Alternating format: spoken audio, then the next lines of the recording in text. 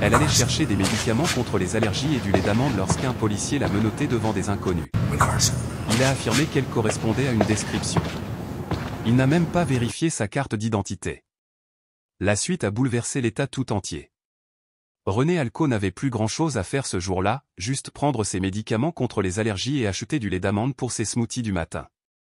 C'était un vendredi de la mi-mars, et les rudistes en Géorgie, avançaient tranquillement, comme si elles aussi savaient que le week-end approchait. Elle aimait garder ses vendredis légers, terminer la semaine en douceur, comme elle le disait souvent. Le sac de la pharmacie froissait encore sur le siège passager lorsqu'elle s'engagea sur Washington Road. Elle régla la climatisation, regarda dans son rétroviseur et la vit. Une voiture de police du comté de DeKalb. 2 voitures derrière. Ce n'est pas grave. Au début. Puis, elle a changé de voie quand elle l'a fait. Elle a fusionné à gauche. Il l'a fait aussi. Ses yeux se plissèrent. Peut-être que ce n'était rien. Peut-être qu'il se dirigeait simplement dans la même direction. Mais la façon dont il s'approchait de son pare-choc lui retourna l'estomac. René avait suffisamment travaillé dans le système judiciaire pour savoir quand les règles étaient contournées, quand les procédures étaient ignorées. Elle avait passé plus de 10 ans à rédiger des politiques de surveillance, à analyser les incidents impliquant des policiers, à corriger les données erronées et les pratiques les plus déplorables. Elle croyait en son travail et au calme. Pourtant, son estomac se serra lorsque les lumières s'allumèrent dans son rétroviseur. Elle s'arrêta aussitôt, feu de détresse allumé, vitre déjà à moitié baissée. Ses mains se posèrent sur le volant. Sa carte d'identité et sa carte grise étaient dans son sac à main, mais elle ne les prit pas encore. L'officier s'approcha. La quarantaine. Pâle. Le cou épais. La plaque signalétique sur son uniforme indiquait « Dressner ». « Tu sais pourquoi je t'ai arrêté » demanda-t-il d'une voix neutre. « Non, monsieur » répondit René poliment mais sèchement. « Je n'étais pas en excès de vitesse. » Y a-t-il eu un problème? Votre voiture correspond à la description que nous venons de recevoir. Vol à l'étalage possible au Walgreen de Sylvan. René cligna des yeux. Je sors du supermarché. J'ai mon ticket de caisse juste ici. Je vais avoir besoin que tu sortes du véhicule. Sa tête s'inclina légèrement. Pardon? Madame, sortez de la voiture. Maintenant. René garda une voix calme. Agent Dressner, je travaille pour le ministère de la Justice de Géorgie. Je suis stratège juridique. Si vous m'accordez une seconde, je peux. Il leva la main. Tout le monde dit ça. Sors. Quelque chose dans son ton la transperça. Ce n'était pas une question de protocole. C'était une question de pouvoir. Elle déboucla sa ceinture de sécurité, ouvrit la porte et sortit lentement. Des mains là où je peux les voir. Ses paumes se levèrent, ouvertes, claires. Il la retourna, lui saisit les poignets, et le froid du métal frappa sa peau. Elle tressaillit, non pas de douleur, mais de la façon dont Occasionil l'a fait paraître. « Vous me détenez, pourquoi exactement » demanda-t-elle. « Avez-vous une description du suspect » ? « Parce que je n'ai rien pris. »« Madame, vous pourrez discuter plus tard. Je suis actuellement en détention sur le terrain suite à une correspondance signalée. » Elle ne se débattit pas. Elle ne cria pas. Elle n'allait pas se laisser aller. Mais sa mâchoire était serrée tandis qu'il la conduisait sur le trottoir près de sa voiture, la plaçant ainsi à la vue des automobilistes. De l'autre côté de la rue, une jeune femme s'arrêta sur son porche. Elle sortit son téléphone et commença à enregistrer. René baissa les yeux vers le trottoir. Elle compta les fissures. Elle respira par le nez. En gare, lire cette histoire s'était répété trop souvent. Maintenant, elle s'écrivait d'elle-même. Et elle savait que ce qui allait suivre ne concernerait pas seulement son. Quelque chose dans l'air a changé. Quelqu'un de nouveau était sur le point d'entrer en scène. Le sergent Dressner marchait lentement près de sa voiture, parlant dans sa radio, calme comme toujours, comme si menotter quelqu'un en plein jour sans raison était une routine. René se tenait raide près de son pare-chocs arrière, les mains derrière le dos, les poignets déjà douloureux. L'asphalte sous ses talons irradiait de chaleur. Il était un peu plus de 15 heures et le soleil de Géorgie n'avait pas perdu son mordant. Quelques voitures ont ralenti en passant, mais personne n'a rien dit. « Tu fais une erreur » dit René doucement sans crier, juste pour s'assurer qu'ils l'entendent. J'ai ma carte professionnelle dans mon sac. Je ne suis pas la personne que tu cherches. Dressner ne la regardait pas. Il murmurait dans le micro de sa veste. Je fais juste mon travail, murmura-t-il finalement. Ne le prends pas personnellement. Elle faillit rire. Vous faites votre travail en menottant une femme sans même vérifier sa carte d'identité? Il se retourna et revint vers elle comme s'il était déjà ennuyé par la conversation. Vous correspondez à la description. Femme noire. SUV foncé. A quitté les lieux il y a 10 minutes. C'est suffisant pour un motif raisonnable. René le fixa du regard. Toi et moi savons que ce n'est pas suffisant. Pas légalement. Alors tu aurais dû y penser avant de venir ici avec un air coupable. Coupable de quoi? D'avoir pris le gras et du lait d'avoine? Sa mâchoire se crispa. Surveille ton ton. Cette partie m'a piqué, non pas parce qu'elle était forte, mais parce qu'elle était familière. Elle l'avait entendue dans les salles d'audience, lors de réunions, dans la façon dont certains hommes prononçaient son nom avec la bouche tordue de côté. Cela ne voulait pas dire professionnel. Cela signifiait tu n'es pas censé répondre. Elle jeta un coup d'œil à la fille de l'autre côté de la rue, toujours en train de filmer. D'autres voisins étaient apparus. L'un se tenait près d'une boîte aux lettres. Un autre balayait une véranda qui n'avait pas besoin d'être balayée. Regarde, dit René. Ouvre mon sac à main. Mon badge de travail est à l'intérieur. Il y a aussi un reçu CVS dans la poche avant. Je ne fouillerai pas votre propriété sans renfort, répondit-il. Et je n'ai pas besoin de votre badge. Vous aurez l'occasion de tout expliquer en ville. Sa bouche est devenue sèche. Centre-ville. Il avait vraiment l'intention de l'accueillir. Et si j'étais une femme blanche en pantalon de yoga conduisant une Subaru, demanda-t-elle d'une voix basse et égale. Je me fiche de ce que tu es, dit-il. Mais il a fait, elle pouvait le sentir. Dressner l'attrapa par le coude et commença à la conduire vers la voiture de patrouille. Sa prise n'était pas brutale, mais elle n'était pas douce non plus. Elle trébucha légèrement sur une fissure du trottoir. Il ne ralentit pas. Tu vas le regretter, dit René, toujours calme. Tu arrêtes un avocat. Devant la caméra. C'est ce que tu fais. Il n'a pas répondu. Une voix retentit derrière eux. Et comment elle s'appelle? Vous la connaissez?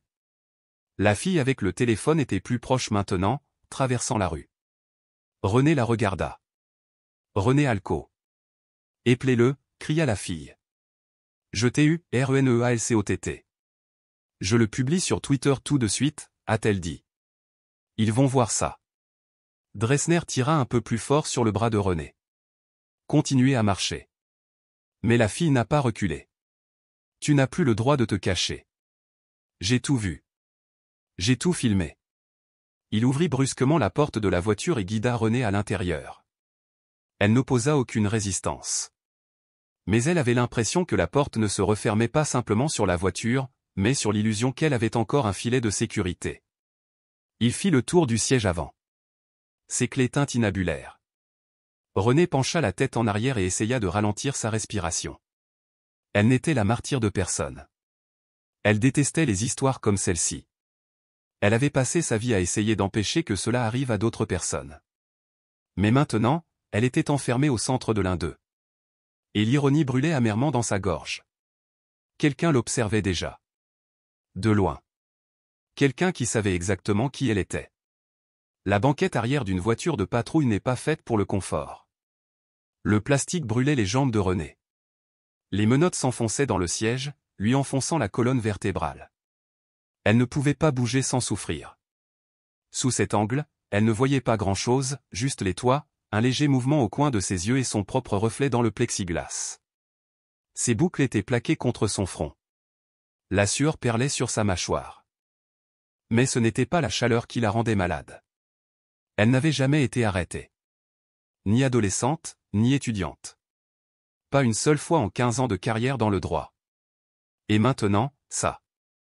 Parce que quelqu'un a vu « femme noire », SUV, et a décidé que c'était suffisant. Dressner se tenait dehors, la voix basse, impatient, parlant de nouveau à la radio. Une foule commençait à se former. Un homme en tenue médicale. Quelqu'un tient un enfant en bas âge. La fille filme toujours. Il faut que tu rentres, aboya Dressner. Recule. Mais personne n'a bougé. Elle n'a rien fait, cria la fille. Tu ne lui as même pas lu ses droits. Elle n'est pas en état d'arrestation, rétorqua Dressner. Elle est en détention. C'est drôle, murmura la fille. Alors pourquoi est-elle menottée dans la voiture? Une autre voix s'est jointe à elle. C'est ce que vous faites maintenant? Vous attrapez les gens devant les pharmacies? René ne pouvait pas tout entendre, mais elle feutrille. Elle n'était plus invisible. Les gens regardaient. Et plus important encore, ils posaient des questions. Soudain, une nouvelle voix a coupé l'attention. Sergent Dressner. Ce n'était pas fort, mais c'était ferme. René se tourna autant que les menottes le lui permettaient. Un homme vêtu d'un uniforme gris impeccable venait de sortir d'un véhicule banalisé. Lieutenant Blanchard. Les yeux de Dressner se plissèrent. Je ne m'attendais pas à vous voir. C'est clair, répondit Blanchard en marchant droit vers le croiseur. Élégant, rasé de près, la cinquantaine, sa voix était ferme. Il n'était pas là pour marquer des points. Il était là pour la vérité. Il regarda par la lunette arrière du croiseur et croisa le regard de René. C'est bien celui que je crois. Elle correspondait à la description du véhicule, s'empressa de dire Dressner. Et elle s'est mise sur la défensive quand je lui ai demandé de descendre. Elle s'est mise sur la défensive, l'interrompit Blanchard. C'est l'avocat Alco. Du bureau du procureur général. Dressner cligna des yeux. Attends, quoi? Vous avez arrêté un stratège juridique de haut rang de l'État à cause de lait d'amande et de pilules contre les allergies? Dressner se dandina. Elle a dit ça, oui, mais... Et vous n'avez pas vérifié sa carte d'identité? J'attendais des renforts. Toi sont la sauvegarde. Le silence planait dans l'air comme du brouillard. Blanchard n'a pas crié. Il n'a pas menacé. Il s'est simplement dirigé vers la voiture de patrouille, a ouvert la portière et s'est penché à l'intérieur. Mademoiselle Alco, dit-il doucement. Je suis le lieutenant Blanchard. Je vous ai reconnu lors du témoignage sur l'éthique du mois dernier. Je vais vous libérer de ces menottes, d'accord? Elle fit un petit signe de tête, son visage indéchiffrable. Il détacha lui-même les menottes, l'aida à s'asseoir et à sortir doucement. L'air était plus frais une fois qu'elle fut debout. Dès qu'elle fut libre, elle se frotta les poignets et se tourna pour regarder Dressner. Je te l'ai dit. Dressner évita son regard. Blanchard se tourna vers lui. On va avoir une conversation. Tout de suite. Loin de tout le monde. Il fit un geste vers la voiture de patrouille. Dressner marchait devant, ses pas désormais plus lourds. De l'autre côté de la rue, la foule continuait d'enregistrer. Mais les murmures s'étaient transformés en questions pointues. Vous êtes toujours aussi prompt à menotter les gens? Elle n'avait même pas l'air de fuir quoi que ce soit. Elle avait littéralement un reçu à la main. René resta là un autre moment. Elle aurait pu monter dans sa propre voiture et partir. Mais elle ne l'a pas fait. Elle est restée. Les caméras continuaient de tourner, et l'histoire aussi. Son silence était suffisamment fort, mais elle ne réalisait pas encore la portée ni la rapidité de cet instant. Blanchard a conduit Dressner à quelques mètres de là, derrière la voiture de patrouille, près du bord du terrain CVS où le trottoir cédait la place à de l'herbe inégale. Leur conversation était calme, mais René pouvait encore voir les gestes brusques, la façon dont la main de Blanchard se déplaçait une fois sur sa poitrine mesurée, tenue, mais ferme. Dressner ne répondit pas beaucoup. Il se tenait les bras serrés le long du corps, son regard passant de la foule grandissante à la bouche du lieutenant. Quoi que Blanchard ait dit, il était clair qu'il n'édulcorait rien. René avait vu suffisamment de ces conversations, généralement de l'autre côté d'une table de conférence ou à huis clos dans les salles des comités d'État. Mais maintenant, elle regardait tout cela se dérouler autour d'elle, avec son nom au centre. Elle retourna lentement à son SUV, ouvrit la portière côté conducteur et s'assit. Ses mains tremblaient encore. Le reçu était toujours caché dans le sac en papier. Elle le sortit. Horodaté, 14h42. Total, $14,76. Logo CVS en haut. Médicaments contre les allergies et les d'amandes, soigneusement détaillés. C'était surréaliste de le tenir entre mes mains. Comme une preuve de l'histoire de quelqu'un d'autre. Elle n'est pas partie tout de suite. Une jeune femme avec un téléphone a traversé la rue et s'est approchée. Mademoiselle Alco, c'est ça, demanda-t-elle en gardant ses distances mais en tenant son téléphone fermement. Ça va? René leva les yeux vers elle. La jeune fille devait avoir 19 ans. Sweat à capuche, leggings, cheveux relevés, regard perçant. Une énergie débordante. Je vais bien, dit René doucement. Merci d'avoir filmé. Je l'ai déjà posté. Twitter en raffole. Tu es tendance à Atlanta. Les gens sont énervés. René expira lentement. C'était rapide. Les choses bougent vite quand c'est faux, dit la fille. Tu veux que je te tague? René secoua légèrement la tête. Pas encore. Laisse-moi découvrir ce que c'est avant que ma boîte de réception n'explose. J'ai compris. La fille hésita. Le nom de ce policier sera partout dans environ 5 minutes. René regarda de l'autre côté du parking. Dressner se tenait maintenant, figé, à côté de sa voiture de patrouille, tandis que Blanchard parlait au téléphone, l'air indéchiffrable. Je ne suis pas surprise, murmura René. Tu as besoin de quelque chose, demanda la fille. René sourit, fatigué. J'ai besoin d'un long week-end. Mais non, ça ira. Quel est ton nom? Annika. Branche d'Annika. Je suis contente que tu sois là, Annika. Moi aussi, dit-elle. Non pas que cela soit arrivé, mais que quelqu'un attrapé il. Annika fit un petit signe de la main et recula vers le trottoir, continuant à enregistrer, mais sans rien dire de plus. La foule commençait à se dissiper. Quelques personnes s'attardaient près de leur voiture ou de leur Porsche. La tension n'était pas entièrement retombée, mais elle avait changé. Blanchard revint à la fenêtre de René quelques minutes plus tard. J'ai parlé au service interne, a-t-il dit. Il y aura un contrôle. Et j'ai clairement indiqué que je vous avais reconnu immédiatement et que l'interpellation était inappropriée. Cela sera traité par la voie officielle. René l'a étudié. J'apprécie, lieutenant.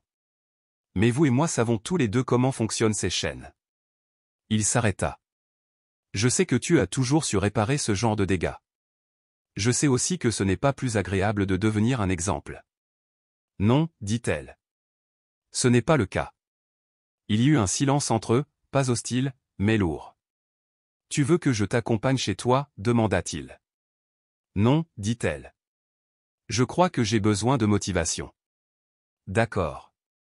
Il jeta un coup d'œil à Dressner. Il est suspendu de ses fonctions en attendant l'enquête.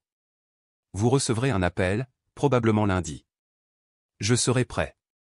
Il lui fit un petit signe de tête, puis se détourna. Elle ne l'a pas regardé s'éloigner. Au lieu de cela, René tourna la clé dans son contact et sortit lentement du parking. Le sac en papier était resté intact sur le siège passager. Ses poignets portaient encore de légères marques rouges. Et même si elle rentrait chez elle en voiture, elle n'avait pas encore l'impression qu'il y avait quelque chose derrière elle. La véritable tempête attendait, dans quelques heures seulement. En ligne.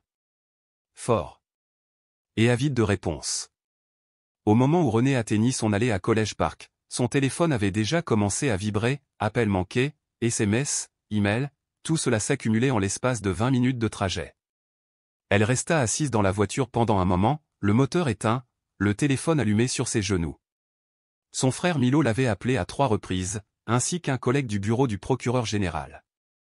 L'un des textes disait « Tu es partout sur la timeline. » Des vidéos partout. Ça va? Elle a finalement répondu au dernier appel de Milo. Ça va? Demanda-t-il aussitôt. Sa voix était sèche, pressante comme lorsqu'il était en colère mais s'efforçait de paraître calme. Je vais bien, dit René. Je suis secoué. Mais je suis rentré. René, je l'ai vu. La vidéo de cette fille a déjà été vue 100 000 fois. Pourquoi était-il, qu'est-ce qu'il a fait, que? Elle appuya sa tête contre le volant.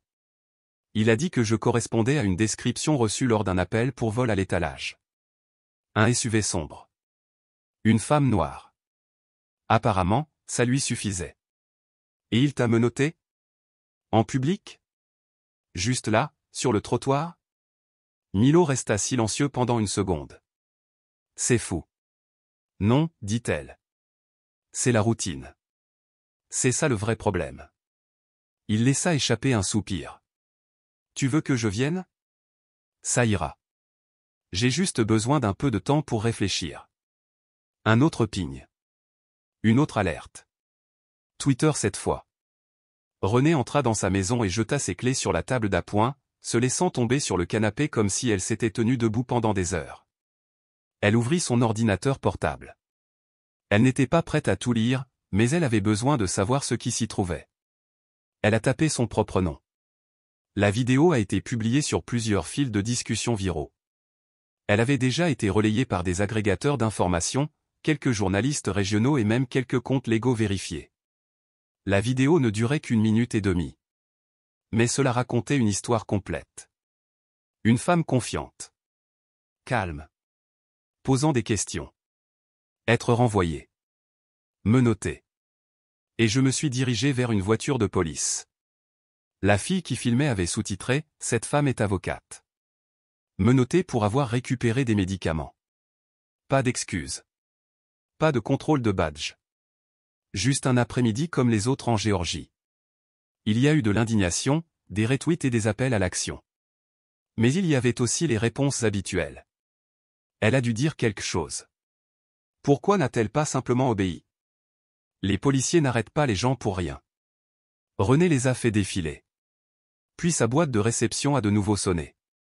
Celui-ci était de Chandra Holbrook, un journaliste d'investigation travaillant pour un média numérique local. Elle avait déjà interviewé René une fois, à l'époque où elle avait parlé publiquement d'un changement de politique concernant le suivi des fautes professionnelles. Objet, demande d'entretien urgente. René, je viens de voir la vidéo. J'aimerais te parler au plus vite si tu es prête. Cette histoire prend de l'ampleur, et je veux m'assurer que tu sois bien entendu avant que quelqu'un d'autre ne la présente.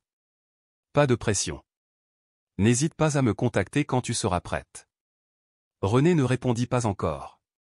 Elle fixa l'écran, relisant les mots. Centrez votre voix avant que quelqu'un d'autre ne la cadre.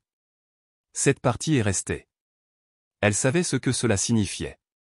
Le système n'a pas attendu que des gens comme elle s'expriment. Il a pris les devants. Il a façonné le récit. Il a adouci les angles. Il a qualifié cela de malentendu. Elle avait vu cela arriver à des victimes qui n'avaient pas pu parler à temps, à qui on avait parlé point à propos au lieu de à. Elle regarda à nouveau ses poignets. Les marques s'estompaient déjà. Mais elle ressentait toujours le froid du métal. Son téléphone vibra à nouveau. Cette fois, c'était son supérieur, Dorian Reeves, procureur général adjoint. René, je viens de voir la vidéo. On se parle lundi matin. Tu as du soutien. On est à tes côtés. Cela semblait bien. Mais même un tel soutien avait des limites, surtout lorsque la pression publique commençait à peser sur les réputations et les politiques de bureau. Elle savait qu'il ne fallait pas se fier à des déclarations rapides. Elle devait décider ce qu'elle voulait dire. Et comme elle voulait le dire. René était assise là, son ordinateur portable ouvert, son téléphone à la main. Sa carrière juridique pèse quelque part au-dessus d'elle comme un poids. Elle ne voulait pas attirer l'attention. Mais maintenant, c'était déjà là. Elle n'avait pas demandé à être un symbole, mais maintenant son nom était à la mode et le silence ne la protégerait pas. Avant qu'elle puisse décider de sa prochaine action, quelqu'un d'autre était déjà sous les projecteurs, braquant ses projecteurs directement sur l'officier derrière tout cela. Tout a commencé avec un seul tweet. Un compte anonyme a publié une capture d'écran du badge et de la plaque signalétique du sergent Colin Dresner à partir des images de l'arrestation, en taguant plusieurs pages de surveillance locale. Vous voulez parler de cet officier? Parce que ce n'est pas la première fois. Le tweet contenait un lien, un vieux message d'il y a 2 ans, enfoui au plus profond d'un forum local, où un jeune homme avait affirmé que Dresner l'avait arrêté sur un parking de Crozet et l'avait accusé de ressembler à quelqu'un qui s'était enfui des lieux. Même ligne. Même formulation. En quelques heures, d'autres histoires ont commencé à faire surface. Un étudiant de Decatur. Une mère célibataire de Forest Park. Une ancienne enseignante suppléante qui a déclaré avoir déposé une plainte et n'avoir jamais eu de réponse. Aucun d'entre eux n'était devenu viral. Aucun d'entre eux n'était très connu. Mais il était impossible d'ignorer ce modèle. Dimanche matin, #Dresner était tendance en Géorgie. Annika Branch, l'adolescente qui avait filmé l'arrestation de René, republiait chaque nouveau nom qui apparaissait, créant un fil de discussion qui grandissait d'heure en heure. Elle n'était plus seulement un témoin, elle était devenue l'archiviste officieuse d'une trace écrite que personne n'avait osé suivre auparavant. Un message a attiré l'attention de René. Une femme nommée Sarita Downs a déclaré avoir déposé une plainte en 2021 après que Dresner aurait menacé de la détenir pour avoir demandé pourquoi il avait fouillé la voiture de son petit ami sans mandat. Elle a même inclus une capture d'écran de la réponse des affaires intérieures. Examinée. Aucune faute constatée. Pas de suivi. Pas d'interview. Rien. René s'est adossé à sa chaise, lisant chaque message comme des pièces de puzzle qui finissent par se mettre en place. Ce n'était pas surprenant. C'était familier. Le genre de pourriture interne qui est enterré sous des analyses politiques soignées et des noms oubliés depuis longtemps. Ce qui a rendu ce moment différent, c'était la visibilité. Les gens regardaient maintenant. Elle a ouvert son ordinateur portable de travail et s'est connectée à la base de données des plaintes du public, un outil qu'elle utilisait rarement en dehors des audits. Elle a tapé le numéro de badge de Dresner. 4 résultats sont apparus. 2 étiquetés, informels. L'un d'eux était marqué « Enquêté ou aucune action ». Et une autre étiquetée « En attente d'examen, suite à son propre incident ». Les notes étaient stériles et cliniques. Ton offensant. Gestion agressive d'un arrêt de routine. Le sujet affirme être victime de préjugés raciaux. Chaque phrase est enveloppée dans une isolation bureaucratique. Aucune réprimande. Aucune suspension. Aucune reconnaissance d'un modèle. René a pris une capture d'écran. J'ai fermé le dossier. Et je restais assis sans bouger. Elle pensait à tous les autres dossiers de ce genre qui traînaient dans des tiroirs, intacts. Combien de noms avaient été enterrés, étouffés par le langage de la procédure. Son téléphone s'est à nouveau allumé. C'était Chandra Holbrook. Elle avait répondu par un message avec une question. Saviez-vous que Dresner avait déjà 3 plaintes déposées avant la vôtre? René a répondu. Oui. Je viens de le confirmer.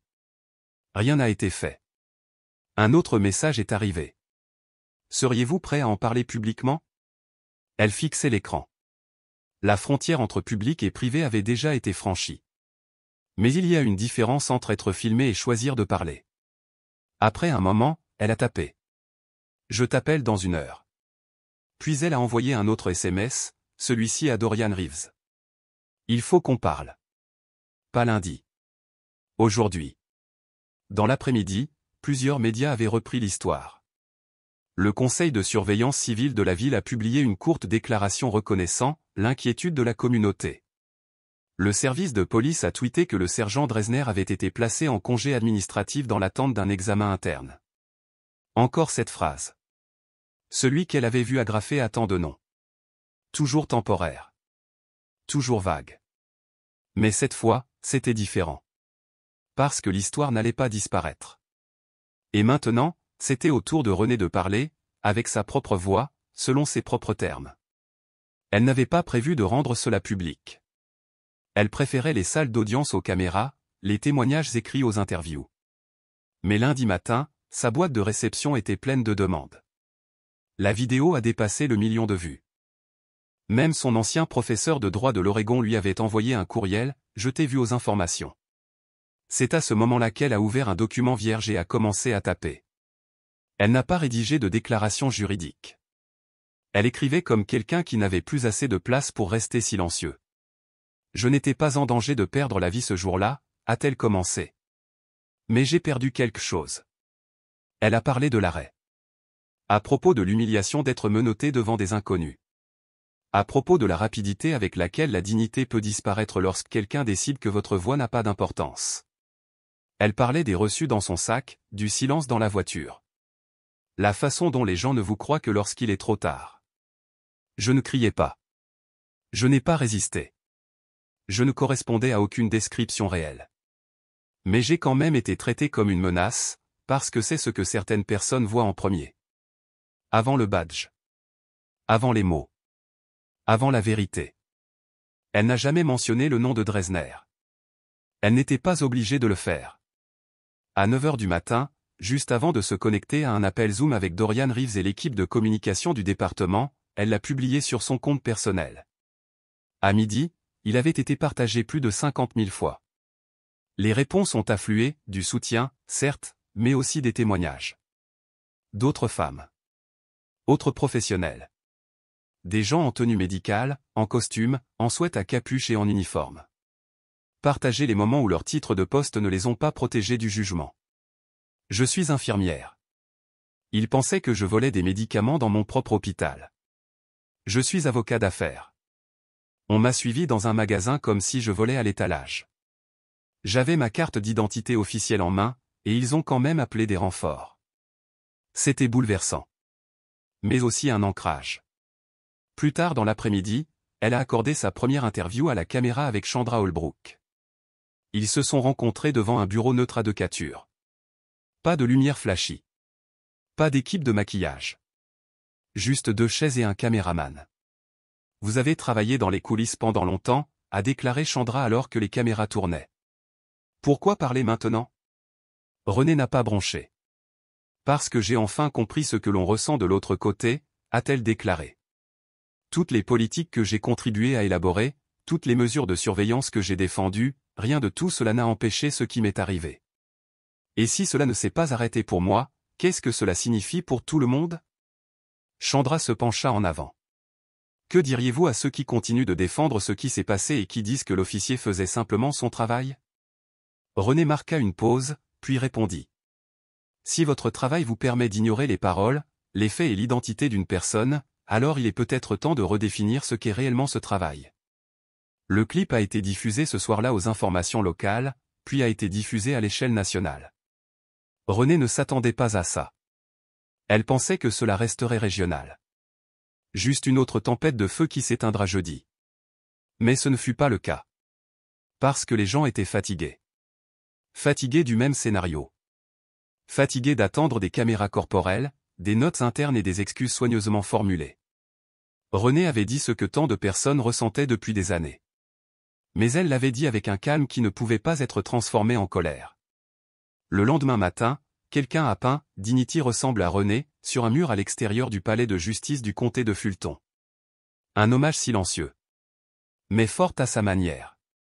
Et malgré tout cela, René est resté les pieds sur terre. Elle a répondu à quelques demandes d'interview. J'ai écrit un court éditorial pour une publication locale. Elle n'a pas inondé son flux. Elle n'a pas discuté en ligne. Elle n'arrêtait pas de se montrer, avec ses mots et sa présence. Mais plus elle parlait, plus la pression s'accentuait sur ceux qui avaient tenté de garder le silence. Mercredi, l'histoire était devenue trop importante pour être ignorée à l'hôtel de ville.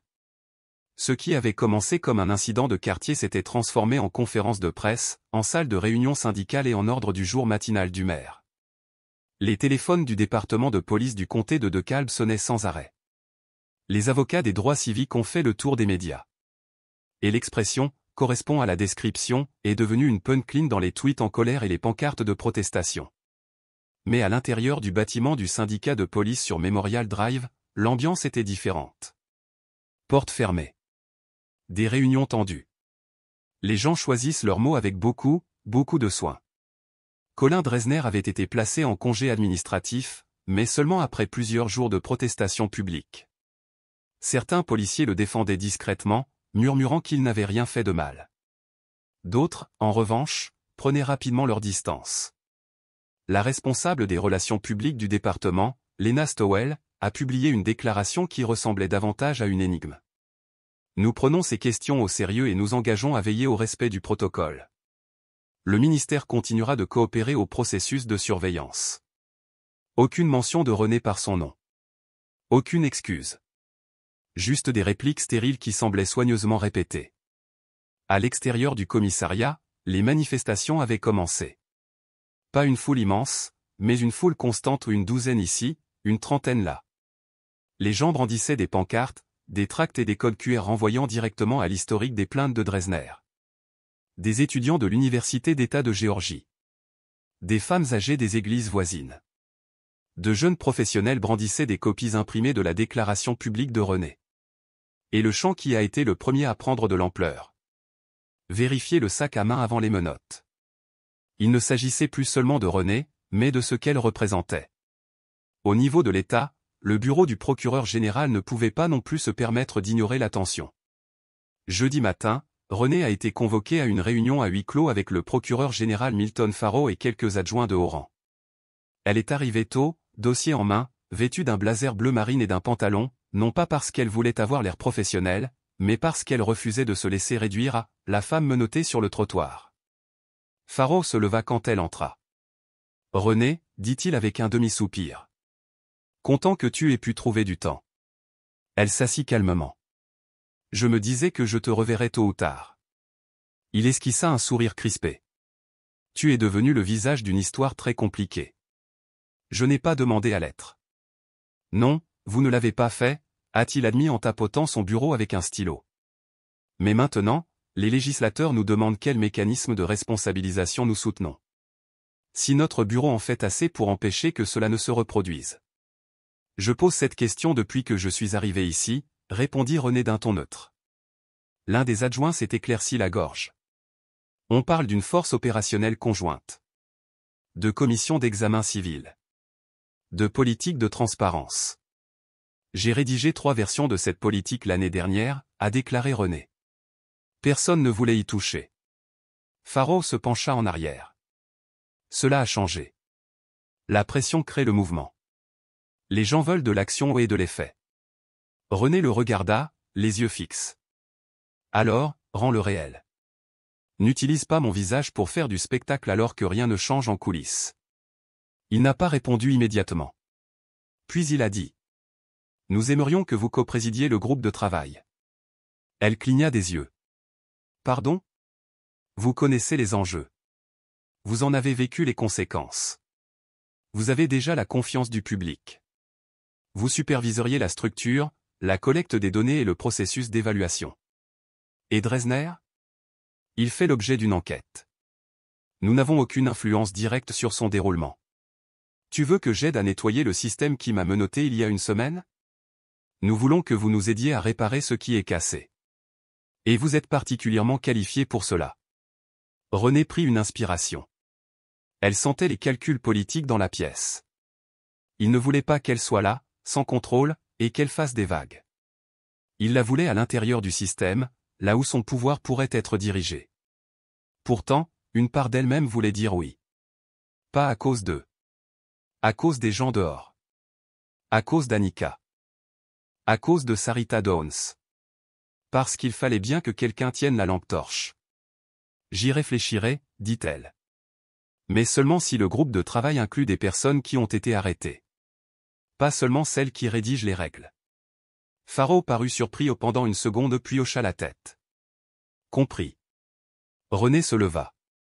En sortant, elle croisa 2 employés qui chuchotaient dans le couloir. L'un d'eux leva les yeux, non pas avec pitié, mais avec respect. Mais tout le monde n'était pas à l'aise avec le fait qu'elle devienne le visage du changement. Et les réactions négatives étaient imminentes. Vendredi soir, René a finalement eu un moment pour respirer. Un endroit tranquille, sans appel téléphonique, sans interview. Juste elle et une tasse de thé à la menthe tiède dans son salon sombre. La lampe brillait dans le coin.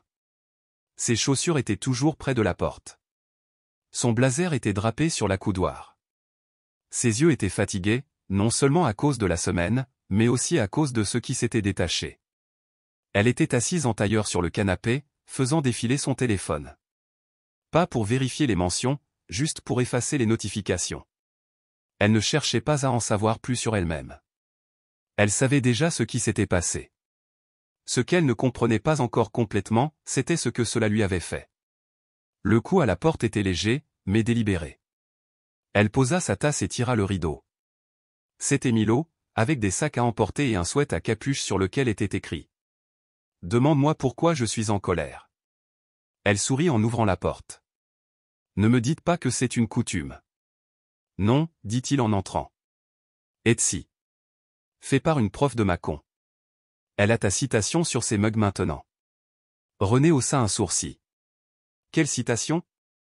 Je ne porte pas mon titre en espérant l'immunité. Mais j'attends de la dignité. » Il sourit.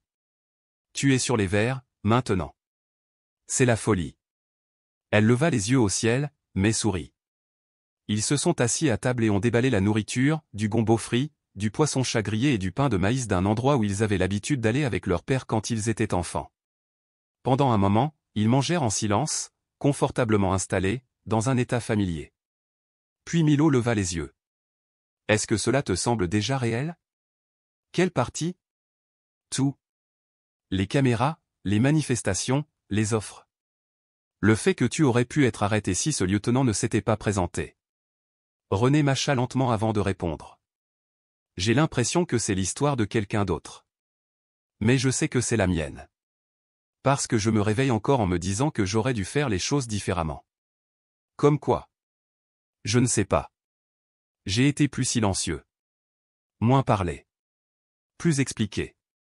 J'ai d'abord pris mon badge. » Milo se rassit. « Ce n'est pas ton problème. Il a décidé qui tu étais avant même que tu dises un mot. » Elle baissa les yeux vers son assiette. « Je sais.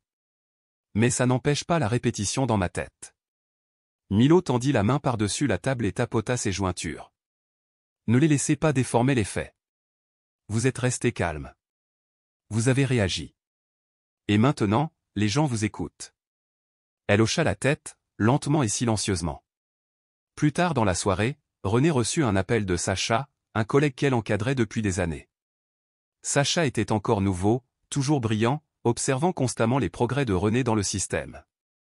« Ça va ?» demanda doucement Sacha. « Je suis là. Je repensais à quelque chose que tu m'avais dit il y a 2 ans, dit-elle. Tu m'avais conseillé de rester vigilant. De rester visible. Ne présume jamais que la salle voit ta valeur simplement parce que tu es présente. » René se pencha vers le téléphone. « Je ne pensais pas que ce conseil allait me revenir comme ça. »« Ça a aidé, » dit Sacha. « On avait besoin de ça. Pas de ce qui t'est arrivé, mais de la clarté. Tout le monde tourne autour du pot depuis des années. Il y eut une pause. Je veux faire partie du groupe de travail. » René sourit faiblement. « Alors je m'assurerai qu'il y ait une place pour toi. » Une fois l'appel terminé, elle se tenait près de la fenêtre, les bras croisés. Dehors, la rue était calme. Les lumières du porche clignotaient de l'autre côté de la route. Un enfant faisait tranquillement du vélo sous le lampadaire. C'était ordinaire. Et c'est ce qui a rendu la chose plus difficile. Comme les moments peuvent facilement basculer entre la sécurité et autre chose. Et pourtant, elle n'était pas brisée. Elle ne courait pas. Elle était toujours là. Plus visible que jamais, mais ancrée dans quelque chose de plus grand que les gros titres. Mais même avec l'attention du public, un véritable changement ne se produira que si le système lui-même est prêt à écouter et à agir. Lundi est arrivé comme un bouton de réinitialisation. Mais le poids de la semaine ne s'était pas allégé. René se tenait devant le Capitole de l'État de Géorgie, vêtu d'un costume gris doux, ses chaussures plates fermement plantées sur le béton tandis que les journalistes se rassemblaient. Le décor n'était pas tapé à accent grave l'œil. Juste une bannière pop-up derrière un podium sobre, avec le sceau de l'État estampillé en haut. Elle était flanquée de membres du groupe nouvellement annoncé groupe de travail sur la responsabilisation de la police des dirigeants communautaires, des juges à la retraite et 2 civils qui avaient déposé des plaintes qui avaient été ignorées. Et juste au centre se tenait Annika Branch, un presse-papier à la main, un badge de presse autour du cou. Après tout ça, quelqu'un lui avait proposé un stage. Elle avait accepté, bien sûr. René s'est approché du micro. Sa voix ne tremblait pas. Il n'a pas non plus grimpé en flèche. Cela est resté constant, clair, délibéré, réel. Je n'avais pas l'intention de faire la une des journaux, a-t-elle commencé. Je n'ai pas publié la vidéo. Je n'ai pas planifié les manifestations. Je n'ai pas cherché à attirer l'attention. Mais je ne le rejetterai pas, maintenant qu'il est là. Elle marqua une pause, juste assez longtemps pour que les caméras reprennent leur souffle. Ce qui m'est arrivé n'était pas la pire chose qui me soit arrivée. Mais c'était la plus révélatrice. Parce que si cela peut arriver à quelqu'un qui travaille dans le système judiciaire, qui connaît les règles, la langue, les contacts, alors nous devons nous demander. Que arrive-t-il à ceux qui ne le font pas? René observait la foule. Elle ne jouait pas. Elle exposait les faits. J'ai examiné des politiques pendant des années. J'ai rencontré des responsables qui disaient les bonnes choses, mais ne faisaient rien. J'ai signé des mémos qui semblaient être de la monnaie et qui ont fini dans des tiroirs. Cela se termine aujourd'hui. Elle a décrit les 3 premières étapes du groupe de travail. Examens indépendants des plaintes.